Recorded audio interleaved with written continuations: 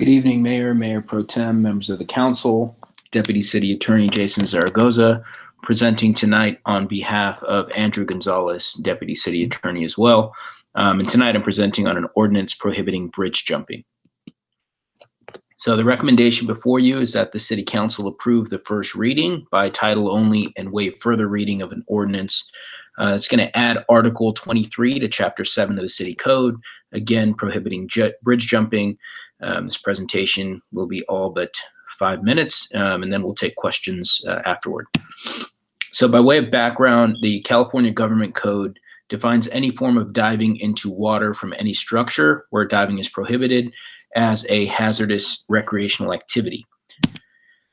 In recent months, city staff and elected officials have received numerous complaints of persons jumping from bridges within the city limits. So bridge jumping, here's a before picture of folks getting ready to jump from a bridge over at Seabridge. And there's the after, splashing into the water. And obviously it's dangerous not only to those jumping, but to those down below. These definitions in the ordinance are taken, they're not unique to Oxnard, I'll say. In researching definitions for other bridge jumping ordinances, this was sort of the consensus on how other jurisdictions throughout the state of California define these terms. So a bridge is a structure built over a railroad, road, river, or other body of water so that people or vehicles can cross from one side to the other.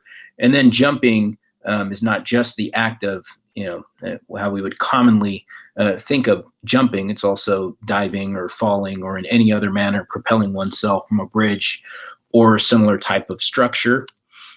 And then lastly, we just wanted to note here that the ordinance would make it unlawful specifically to do these two things. So one, jumping from any portion of a bridge, again, going back to the definition of jump, including propelling oneself from a bridge, or even climbing on or over any portion of the railing of a bridge. That would also be prohibited under this ordinance. And with that, we'll take any questions that you might have.